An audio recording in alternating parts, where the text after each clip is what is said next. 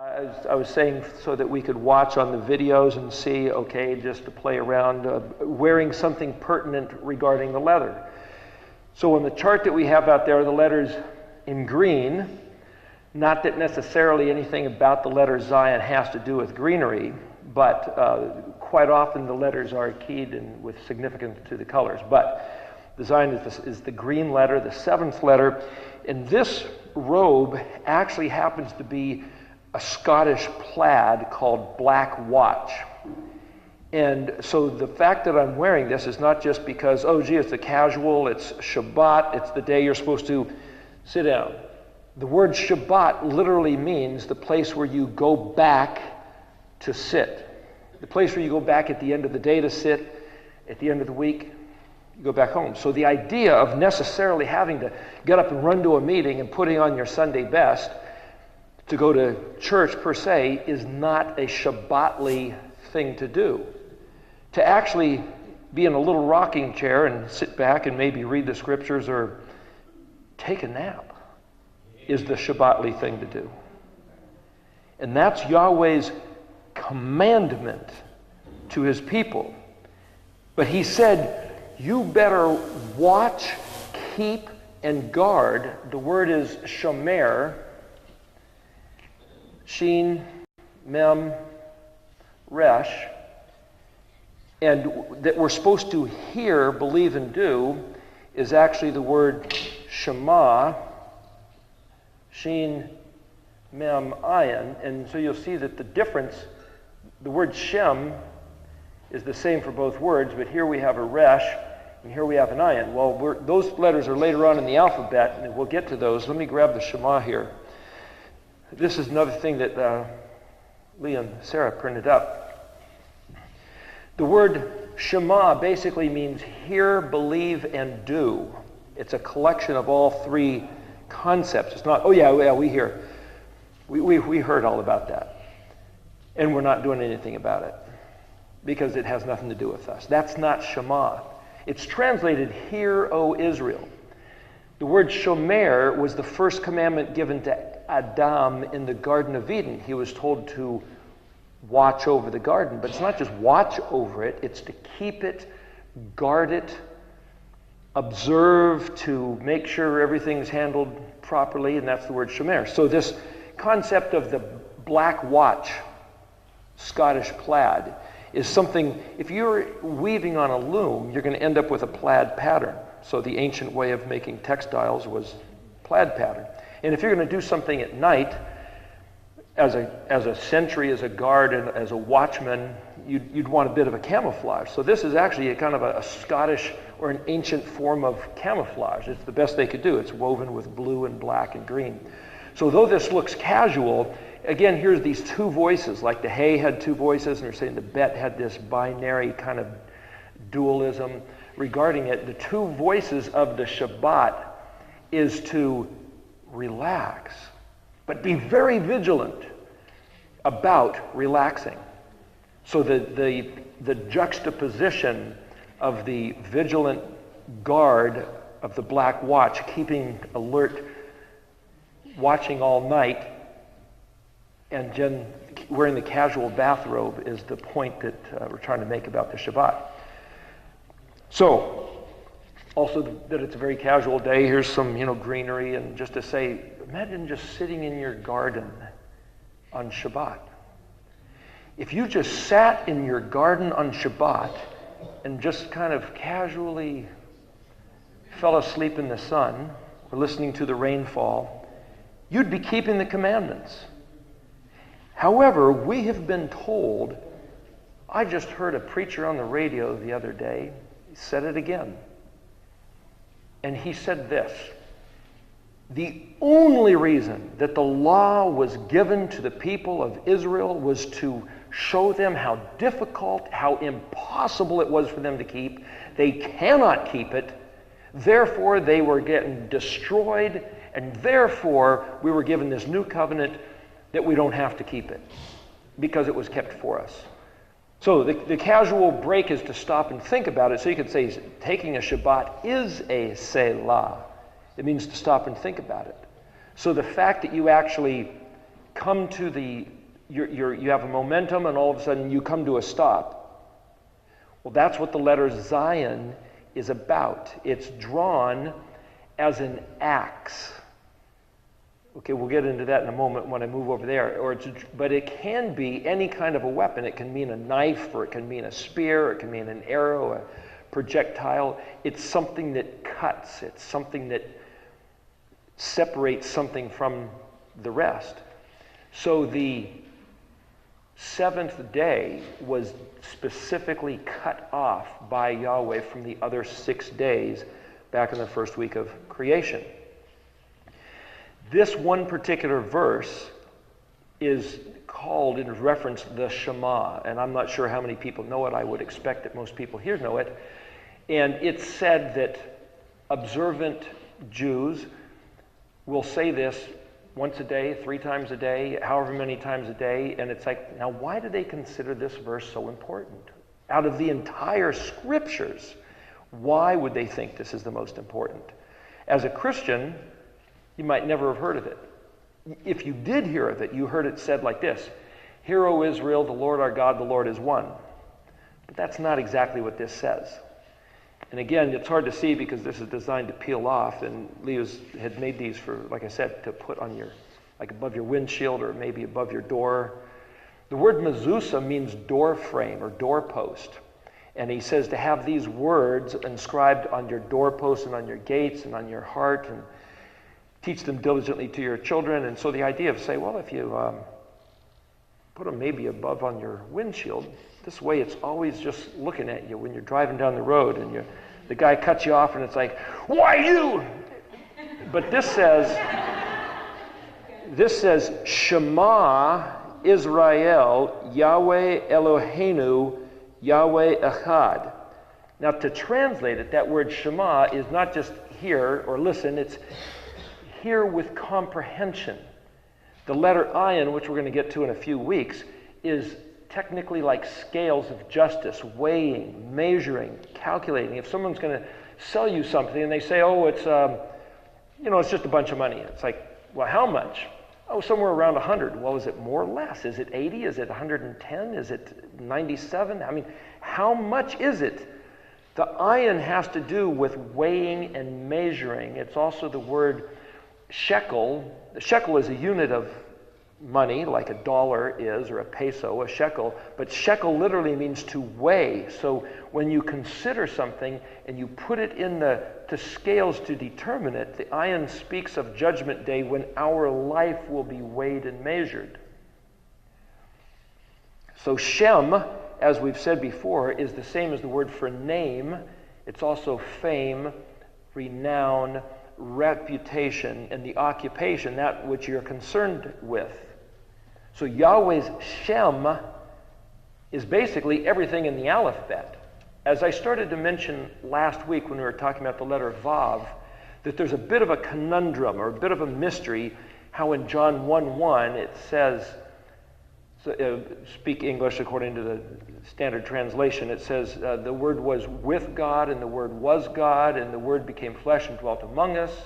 How is that possible if He is God and He's with God and yet He came down and became flesh and then He's talking to? It's like, how does that happen? I'm not sure if I made it real clear last week, but the point is this. As we go back and reference the previous letters, there's this notion of the Ein Sof. The word Ein, A-I-N, is the way you'd sound it out in English. Aleph Yod Nun means without. It's like the word ain't. In English, the slang word ain't is nothing there. I ain't got nothing, ain't. Ein, without. Sof is like the word Yosef, which is to accumulate and gather. So the word Ein Sof literally translated means without limit. So the one without limit determined to make the universe. And to do this, we could call it Project Earth. Why? He had some motive. He had some reason. He had something at heart, something in mind for going about all the trouble or to develop this project. So this one without limit sits and thinks, it's like, well, let's see, how are we going to do this? What do I want to accomplish?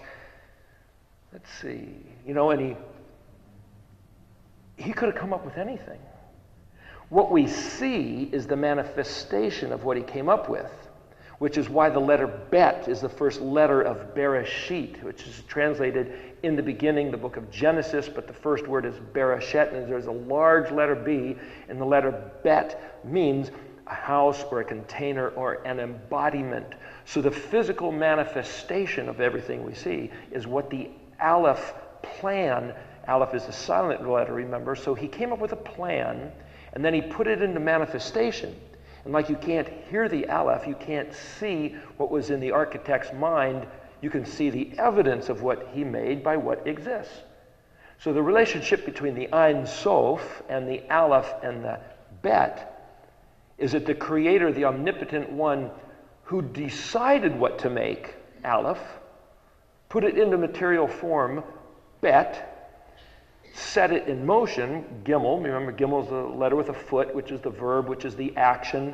And it's also then established a principle of motion, which has to do with reciprocal reciprocity, you might say. The Gimel's shaped like a boomerang. It's that you send something out and it's going to come back. He embedded this concept of the circular return motion right there with the primary concept of the Gimel. If you set something in motion and it's going to come back, it's like, okay, is it on a mandated track that it can't get off of? It's like you build a model train, you put it on a track, and it goes around in circles. Dalet represents like this fork in the road, a choice, a door. You have a threshold. Do you go this way or that way? Do you want to stay here? Do you go there? And like with Bet, the Bet can be translated when it's a prefix as in and with and through and among, but it also can be used as translated as against. And we talked about when Aleph being one, being echad, is complete. Once you have another, now you've got the potential adversary. So if you're a parent and you have a son or a daughter, when they get to be a teenager, typically they become adversarial. They go through that phase, but then they also have the chance to come back. So Gimel represents this tether, this feeding, this supply, also the choice of motion.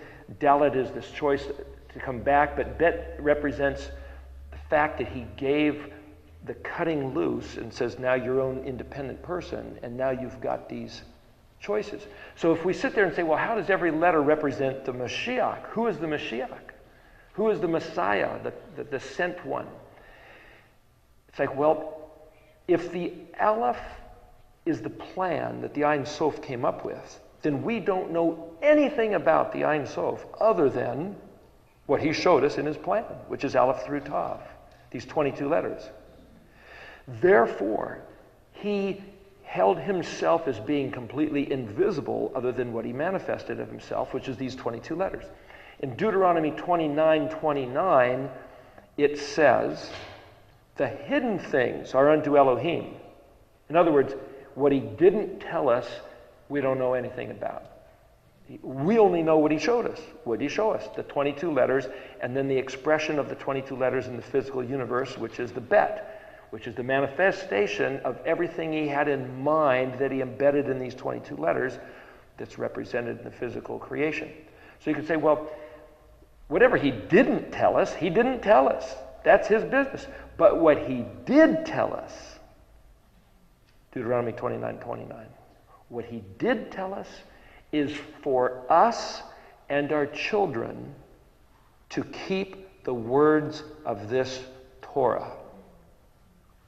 Now the interesting thing, and I'm kind of going over a few things here, but the interesting thing about the words for us and our children, it's lenu ve labenu in Hebrew, and it's got dots above those words.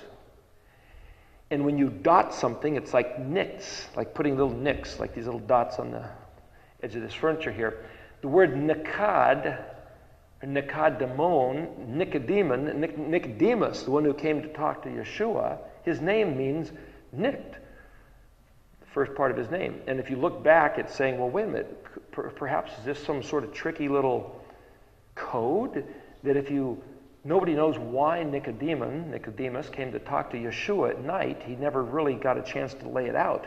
But if you look at the spelling of his name, and it means nicked, and then you look back at this place in this verse, and it says, this has to do with keeping the words of the Torah. And then you look at the other place where the word is nicked, which is where Jacob and Esau met to reconcile, and Esau fell on Jacob's neck and kissed him, and the word kissed has dots above it. Does this have something to do with the reconciliation of what?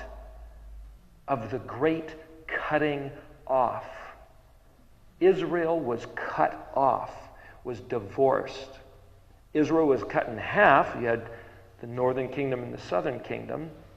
The southern kingdom, Yehuda, they came back at the time of Daniel. They came back and rebuilt the temple, came back to Jerusalem.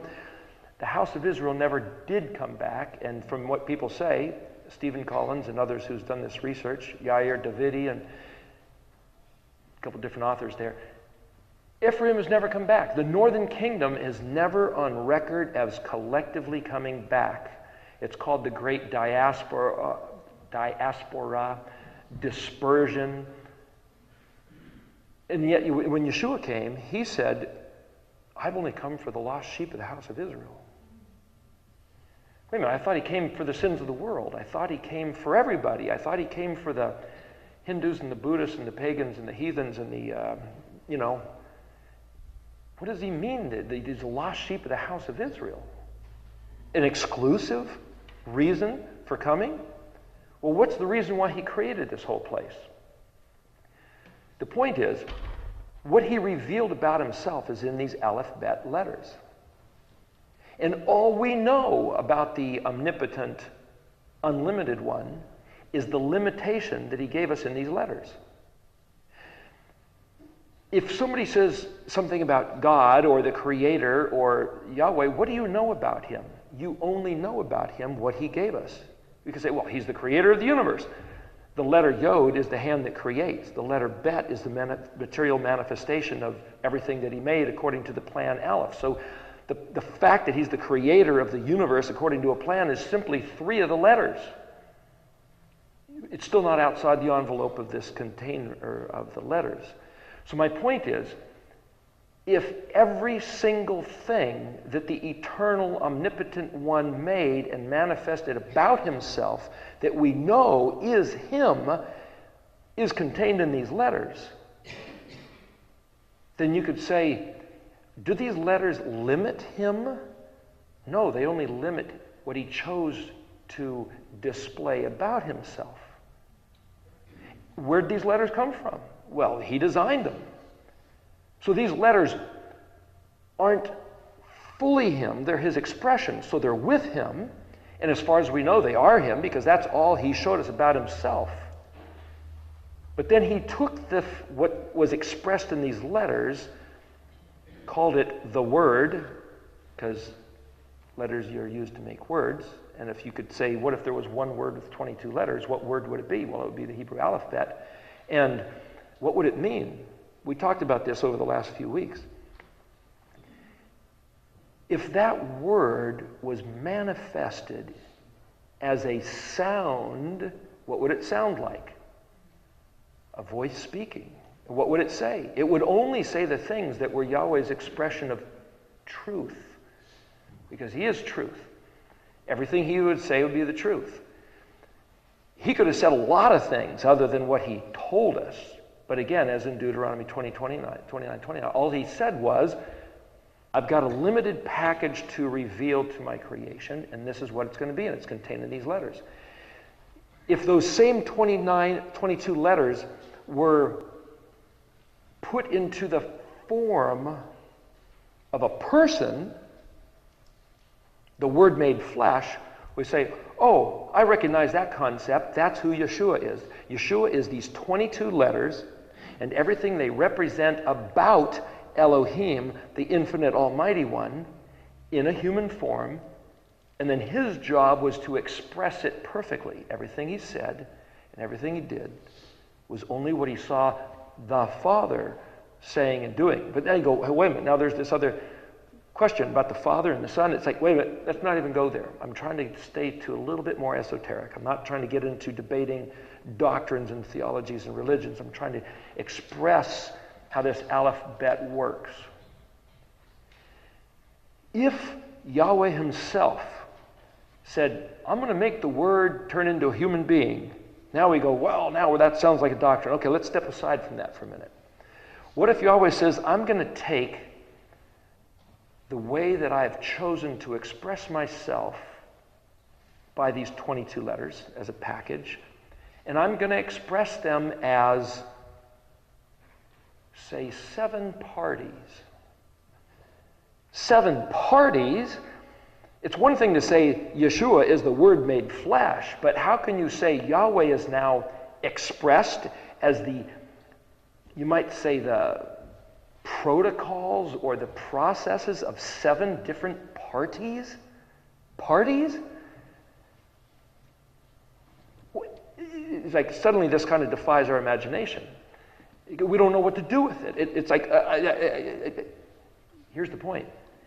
For Yahweh to say, I'm going to make myself known by words, I believe this is what the Hebrew alphabet is expressing.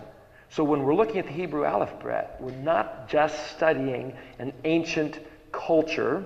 We're not studying the Phoenicians. We're not studying Israel. We're studying what looks to be, by all the evidences of what the letters mean, Yahweh himself revealing himself in the contained package of these 22 letters. These are all we know about he himself, what these letters represent, which is why I'm trying to show you more than just the shape of the letters and the simple meaning of the letters, but the fundamental use of the letters, how the letters are used in Scripture, because you'll realize these are concepts. So the fact that Yahweh said the letter Hey is like this whisper and the shout, what's that mean? That means he chose to use the 2 different dynamics, 2 different extremes, to communicate to his people. One is like looking at a bouquet of flowers. Can you hear the message? It's like a whisper. The beauty, the intricacies, how much is in there? And we mentioned George Washington Carver found so much in just a peanut. And then the shout, the sound of the shofars. Mount Sinai, where you had thunders and lightnings and shofars and his voice speaking, and people were quaking, and they said, well, we heard and we didn't die, but if he speaks again, we'll certainly die, because this is just overwhelming. Well, the people established their own limit. If he wanted them to die, they would have died. They didn't die.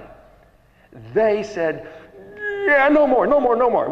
Moses, you go listen, and you come back and tell us that, boy, we'll listen to you.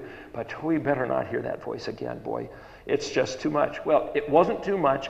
They chose their own limitation. We all do. We choose our limitations. And so what we're looking at in seeing these letters is, does he actually offer us a greater potential than we know about? Is he choosing to reveal things that we could apprehend if we chose to apprehend them? If we chose to make use of them? If we chose to understand and fathom them? And if somebody says, the only reason he gave the law is because it's impossible and it's a stick to beat you with, so you'll appreciate the relief of not getting beat when the new covenant comes. And you go, oh, yes. It's like, what if that's not true?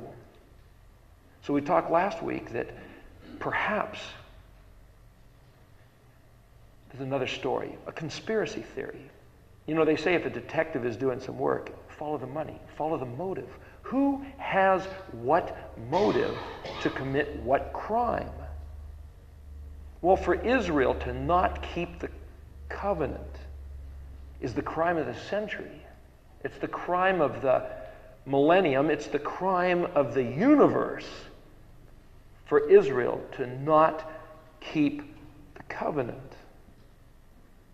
Follow the money. Whose interest is it for Israel not to keep the covenant? Well, if you look at the terms of the contract Yahweh made, he said this to Israel. He says, Israel's my firstborn. It's like, wait a minute, the Christian doctrine says Jesus Christ is the firstborn. He's the only begotten, the firstborn. It's like, again, I'm not here to squabble doctrines. I'm trying to look at the words that he used in the Tanakh which is the Old Testament, the Torah, the Nevi'im, and the Kedorim. That's the instructions, the prophets, telling the people of Israel to go back to the instructions, and the writings, which poetically, like the Psalms, David and Solomon saying, how wonderful are the benefits of going back to the instructions. That's the Tanakh. So what does the Tanakh have to say? What the Tanakh says, Yahweh says, Israel is my firstborn. In fact, he had a message through Moshe to Pharaoh, and he says, Israel's my firstborn. Let my firstborn go. And if you don't, I'm going to kill your firstborn. And Pharaoh thought, hey, I can play this hand of poker with this guy. I don't know who this Yahweh is. And so he decided to, play card after card, as it were, and Pharaoh lost. Israel benefited. Because when Israel left Egypt, they took all the wealth of Egypt that Yahweh said, I'm giving this to you. But Israel, if you'll read the story, took what Yahweh gave Israel and they used it with arrogant oppression to one another, and then they went and flirted with the deities. The phrase is Elohim Achrim. It's translated the gods of others. There's more to it than that. But they turned their back on Yahweh, and all through the prophets, Isaiah, Jeremiah, Ezekiel, Yahweh says, what have I ever done to you? I gave you everything. I called you my own. You're my firstborn. You're my woman. You're my wife. You're my betrothed. Do you have a single offense against me? Yahweh said to Israel through the prophets. Of course, it's a rhetorical question because there is no answer, but it wasn't rhetorical. He asked them very specifically, you got something against me? Come here, tell me what it is. Tell me what it is. Let's have a hearing. Let's bring heaven and earth as witnesses. What, Israel, do you have against Yahweh? Well, I've heard a few things that Israel has against Yahweh. You hear them on Christian radio all the time. Fact is, though, none of them are true. They've misrepresented the covenant, misrepresented the Torah, misrepresented his intention, and misrepresented why the things happened to Israel that happened to Israel. They didn't happen for those reasons. It wasn't because it was impossible. It was because Israel turned its neck and said, no way, we're not going to do it. So Yahweh, in the book of, I believe it's Isaiah here, he says, I told you that in stillness and rest was your strength. But you would not. You said, no, we will flee on fast horses. So he said, fine, I will give your enemies faster horses. And if you read all through Jeremiah, Isaiah, Chronicles, we'll get to some of that, it's the same story over and over again. Yahweh says, I'll take care of your enemies for you. There was a 1,000,000-man army, 2 Chronicles, I think it's chapter 20, a 1,000,000-man army from Africa, I think it was Ethiopia, came up to attack Jerusalem. And the king said, Yahweh, you're our help, you're our strength, we've only got you. And he says, that's right. And so he routed the 1,000,000-man army and sent the troops of Israel out to pick up all their stuff. There's another time, 185,000 men from Assyria died overnight. The angel of Yahweh struck them down. 3 days they spent picking up the loot. The gold, the silver, the food, the weapons, everything. It's like, imagine that half the world away, millions of people are laboring feverishly to develop armaments and plans and strategies and cranking out children to raise up an army, and they're producing a horde to come and attack us. Us meaning Israel. I'm not talking the nation state necessarily of a certain political structure or America or the Christians. I'm not talking about that. I'm trying to give you a picture of Israel and Yahweh's Israel. So half the world away or 1,000 miles away, people are frantically developing an army, growing food, putting together their horses, their oxen, building carriages, building weapons, making clothing, forming everything, all the accoutrements you need for a 1,000,000-man battle, plus the supply train going to it. And they crack the whip and they bring their men and they march them through the desert and they come right up to the doors of Jerusalem and they lay them down. It's like, here, Israel, this is for you. Because you called on the name of Yahweh. If you read these stories, that's the story. That's what it's supposed to look like. I think it was Hezekiah or Uzziah one time, though there was a great saving done where Yahweh helped Israel, another occasion came up and he turned to the king of Syria, the Arameans, to make a deal with them. And Yahweh said, because you've done that, the Assyrians are going to forever now besiege you, and your enemies will always aggravate you. You should have turned to me. It's like, the question is, what did Yahweh give Israel in the covenant?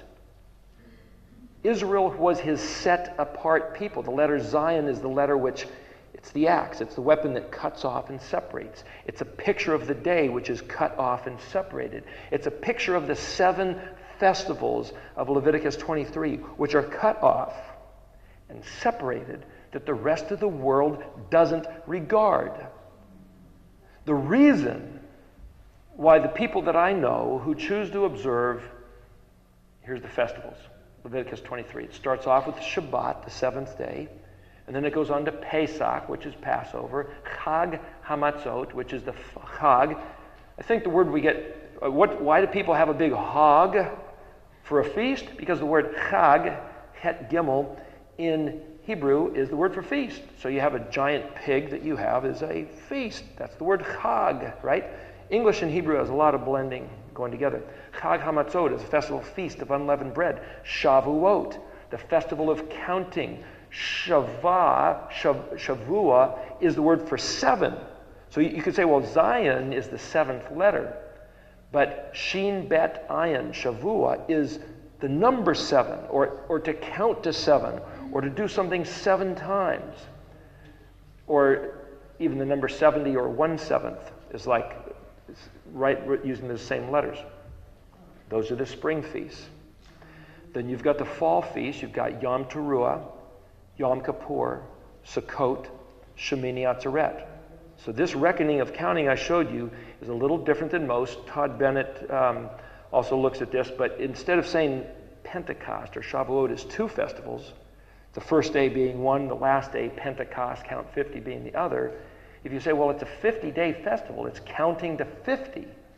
The festival is Shavuot, counting 7 sevens, and then the 50th day. So if that's all one festival, it means Shemini Atzeret is the last festival. Well, the word Shemini is the word 8. It also means my oil. And then you wonder, well, gee, there's those 10 bridesmaids. What was the oil? Just making connections here, separating some of these dots. And then Atzeret is an assembly. So if that's the last one, which is always forgotten, because they say, oh, the last day is Sukkot's 8th day. No, Sukkot's 7 days, and then there's an 8th-day festival. Just like Shemini Atzeret is tossed aside, the Sabbath day is tossed aside. If you look at the pattern, what has been tossed aside? The covenant to Israel. Follow the money. Who serves to gain? Well, look back what Yahweh said to Israel. I'm specifying you out of all the peoples of the earth, he says, for the whole world is mine and everybody in it. But I'm choosing you, Israel, and I'm giving you my ways, my covenant, my promise, that if you keep my promise, my ways, my words, then the blessing will be manifest in you, through you, to you, in the sight of everybody else on the face of the earth. You will receive the regard of my favor, the blessing. But if you don't, then I'm going to take what I would have given it to you and given it to your neighbors, your adversaries, those who hate you, who will take what was yours and use it against you. and they will loathe you and despise you and torment you and frustrate you and grind you all the days. That's the curse. Read Deuteronomy 28, 29, 30. It's also in the book of Exodus, the book of Leviticus, and it's all through Jeremiah, Psalm 78, Ezekiel. It's all over the place. So what's happened? We look at the history of the face of the earth, and it's like, what's happened? The curse. Has Israel ever got to come back to the land? Well, with David, they got back there and they started conquering, and then Solomon took over a kingdom at peace, and he built cities, and he had heavy taxes, and he said he had silver as plentiful as iron, and gold as plentiful as bronze. Or something. I mean, in other words, gold and silver were so common, it's just like sticks and stones, so much. And yet he had heavy taxes. And so when he died and his son took over, and it's like, they said to him, please, will you lighten up on these taxes? And he said, well, he asked his father's counselors, and his father's counselors said, lighten up on these guys and you'll win their hearts forever. But then he asked his young men, his peers, and they said, oh man, you got to show them how tough you are. So he said, oh yeah, I'm going to be tough. My father lashed you with whips, I will lash you with scorpions. And that's when Israel said, that's it. What have we got to do with the house of David? To your tents, Israel. In other words, every man for himself. We're out of here. The northern 10 tribes left. They've never come back yet. Now, people talk about the end of the world coming. Some people are saying May 21st of this year. Other people said 1984. Some people said 2000. The point is, Yahweh said he was going to bring Israel back. Join two sticks like one in his hand, the house of Yehudah, the house of Israel. Has that happened? People say, oh, it happened with Yeshua. That's right, with Jesus. He brought the house of Israel back. Did he? You read in Jeremiah 31, he says, I will write a new covenant or a renewed covenant on your heart, and you will want to do the covenant. You will want to do the Torah. You will love the Torah. I'm quoting from a couple different places here, kind of non-specifically. Could it be that the New Testament church, as we've heard it to be these past 2,000 years, is that new covenant in Jeremiah 31:31? If he says, I'm going to write the new covenant, the renewed covenant on your heart, the one that you broke, dropping tables of stone is a picture of that, and you guys are going to love to do my covenant. Again, I'm paraphrasing a couple different verses. It hasn't happened yet. I don't ever much recall hearing a Christian sermon where they're talking about loving to keep the law, the instructions of the Torah. As a matter of fact, I've heard nothing but scorning regarding keeping the Torah. And there's verses that talk about those who scorn the Torah. There's a verse that says, you who hate the Torah, you who despise the instructions, the word Torah means the instructions. It's like scientific theory, literally. Theoretical instructions is what the word Torah literally means.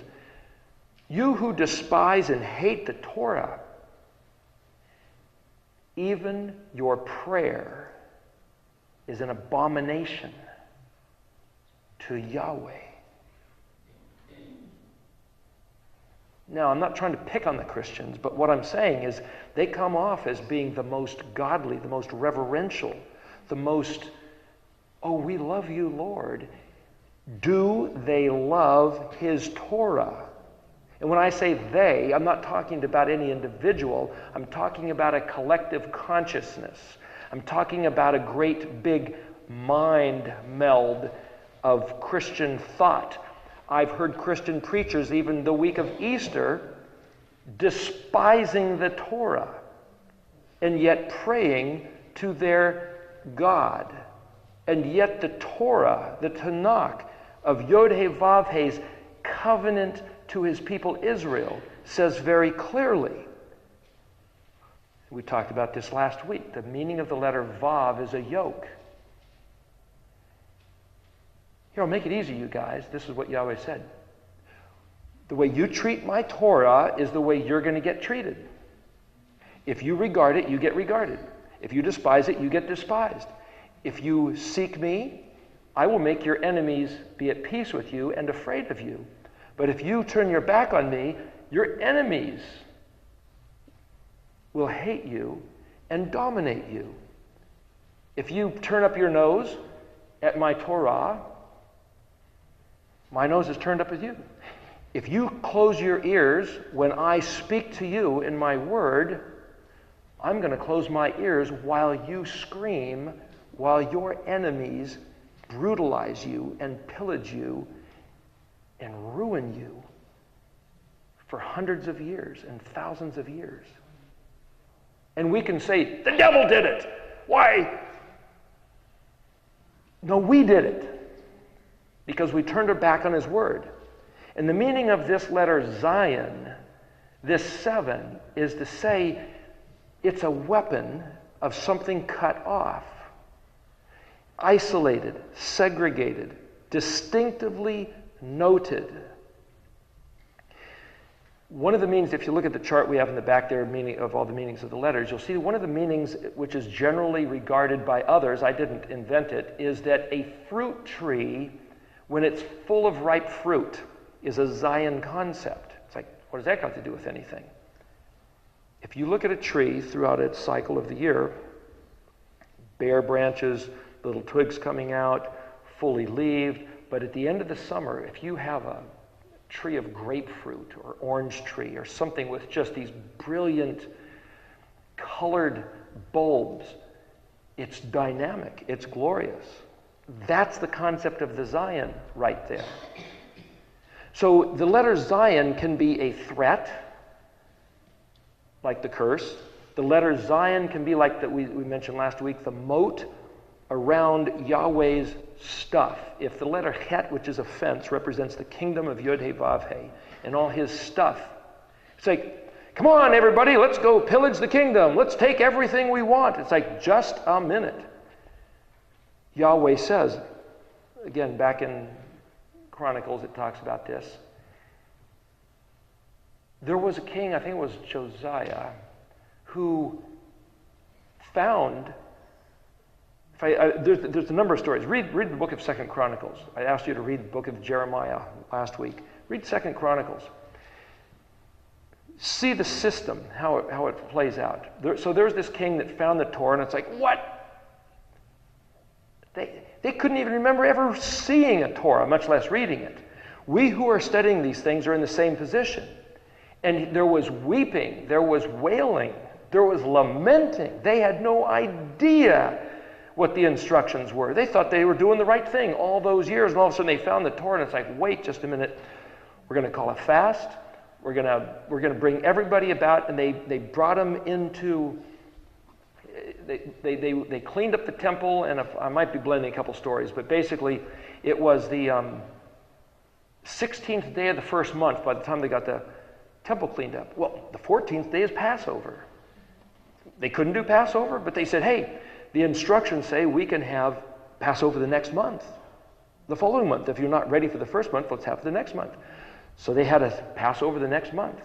And that they called in all the priests, the Kohanim, and they called in Levites. And it says the Levites were more zealous over cleaning themselves up and preparing than were the Kohanim. There wasn't enough Kohanim. And they ended up having 2 weeks of a festival of unleavened bread on one occasion. And it said they hadn't had that kind of a festival since the days of Samuel.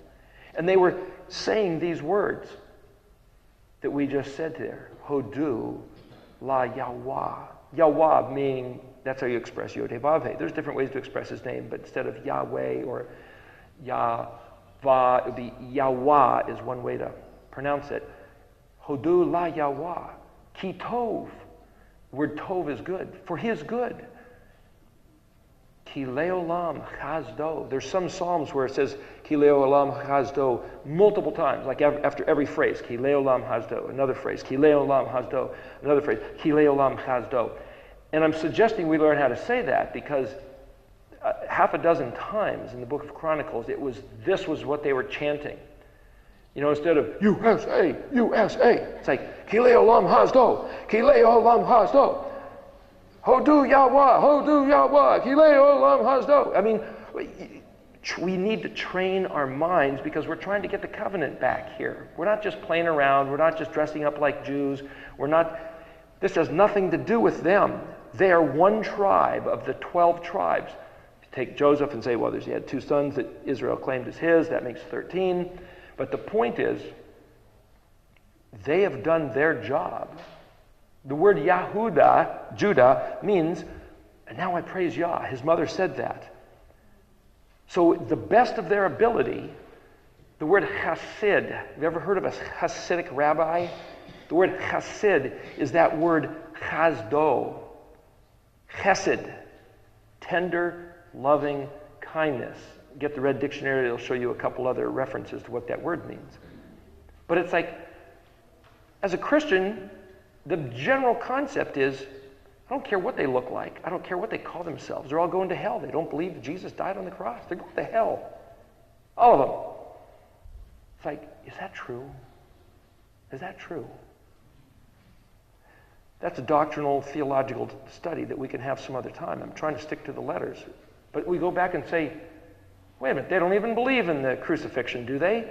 Well, the letter Zayin happens to line up with the place of the crucifixion. It's right outside the chet, which is the fence.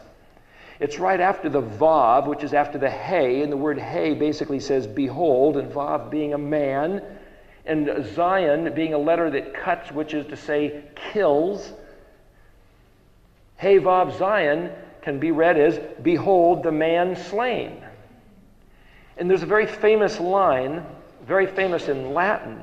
Pilate had Yeshua standing there. He had just had him ripped apart with sharp pieces of metal on the whips, which is why I wore the ghillie suit last week, to show the shredded body. He came shredded, crown of thorns on his head and a purple robe on him, and he came out and Pilate presented him, and in Latin he said, Eche homo, behold the man. Or you might say in Hebrew, Hine ish. Now, is he speaking to Yeshua? Maybe. But if he says, behold man, Hine ish, he's also saying, here's a mirror, take a look at yourself. This is what you guys were asking for. You, me. This is what we have done to the Word. This is what we have done to Yahweh's manifestation of himself, his Word in human form. Every day that we say, oh man, he gave us the Word because he hates us, the Word is impossible, it can't be done, no good can come of it, we're doing the same thing to the Word. Every time we speak those words, it's another whip across his back, it's another page ripped out of the Scriptures.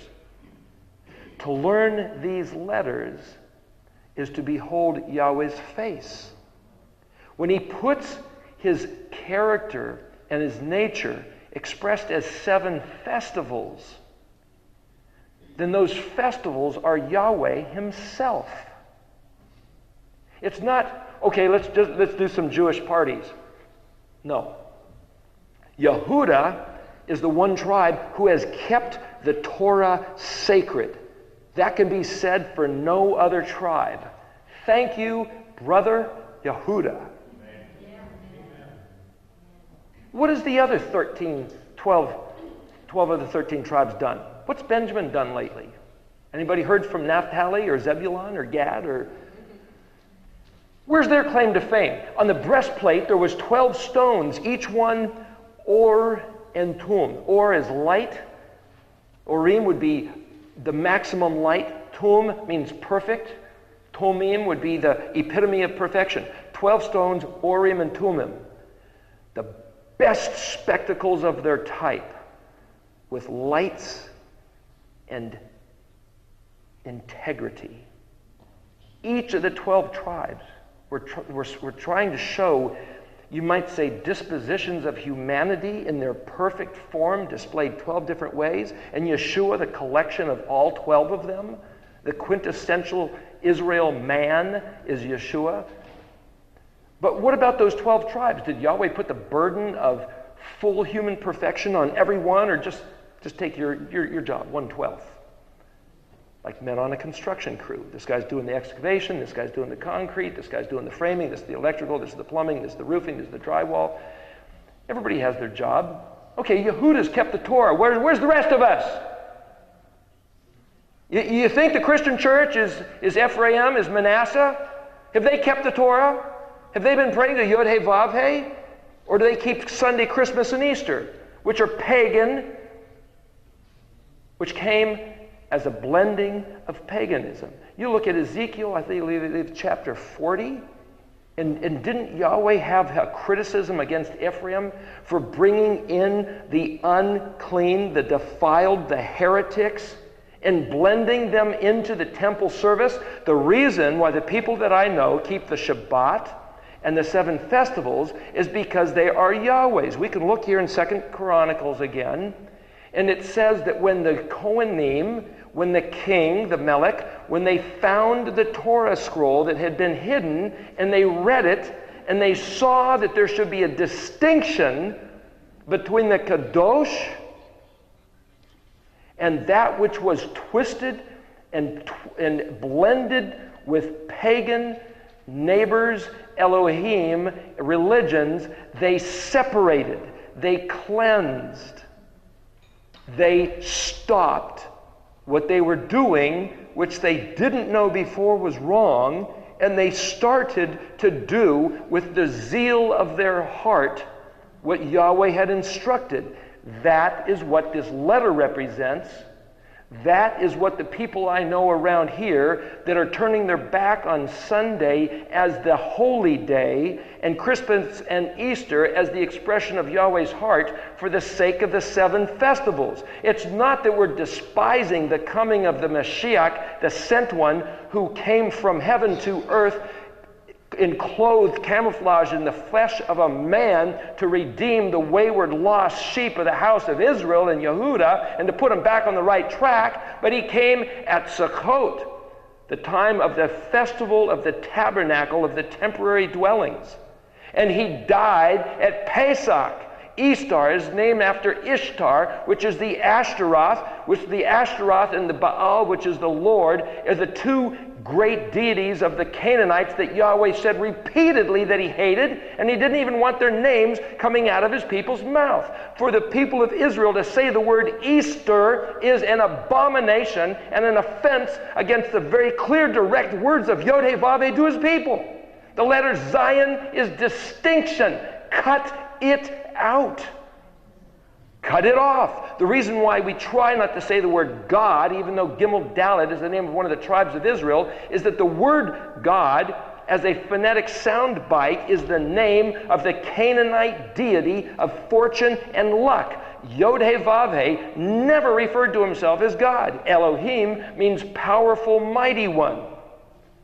Yod He Vav He pronounced maybe Yahweh, Yahweh, Yahweh, Yahuwah.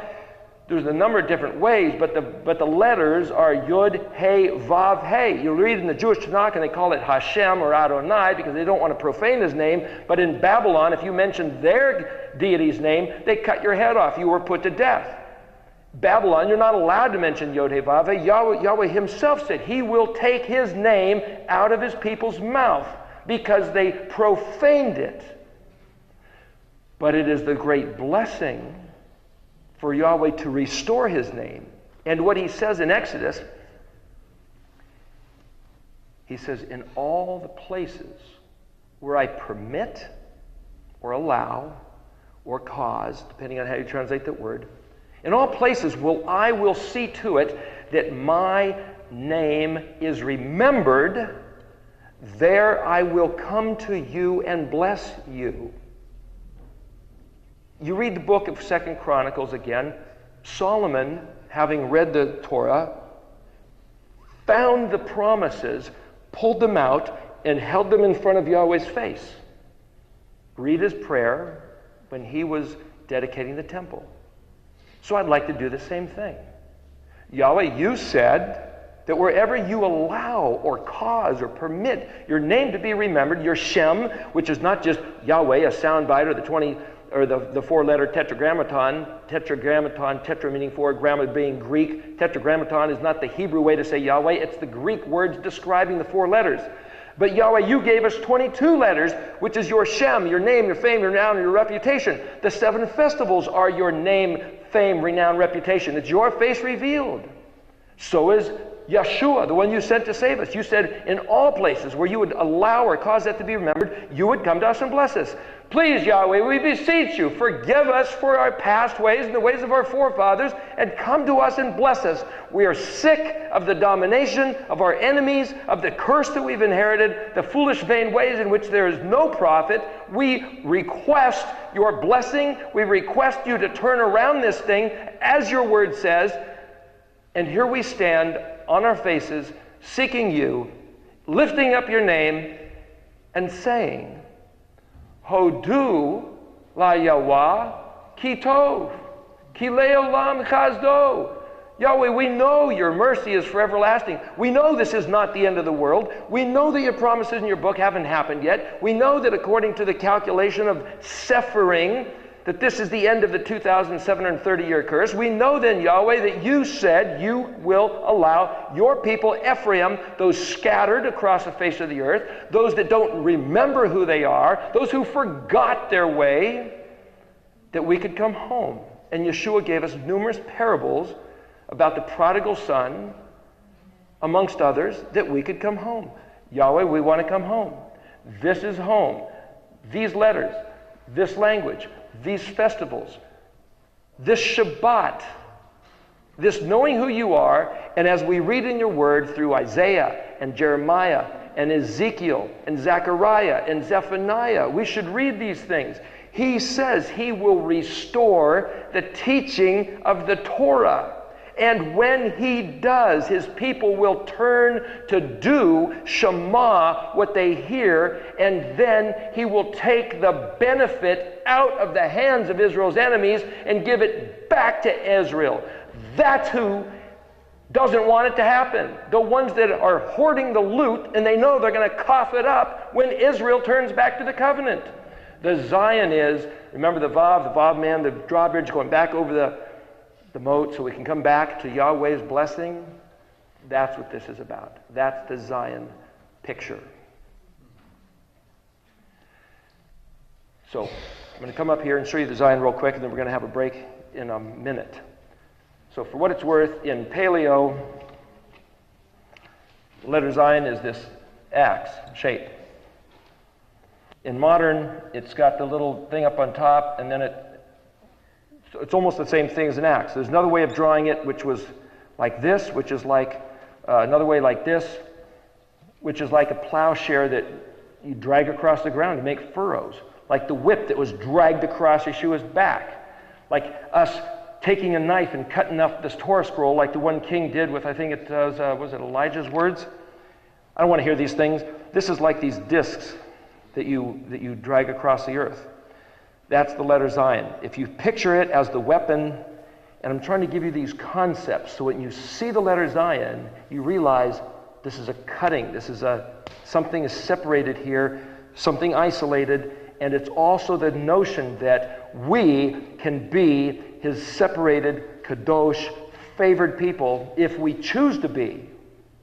I'm not telling any Christian that they must be, or they have to be, I'm just saying, I'm speaking to the world here, the scattering of the tribes of Israel that lost their identity, as well as anyone who wants to come to the kingdom of Yod-Heh-Vav-Heh.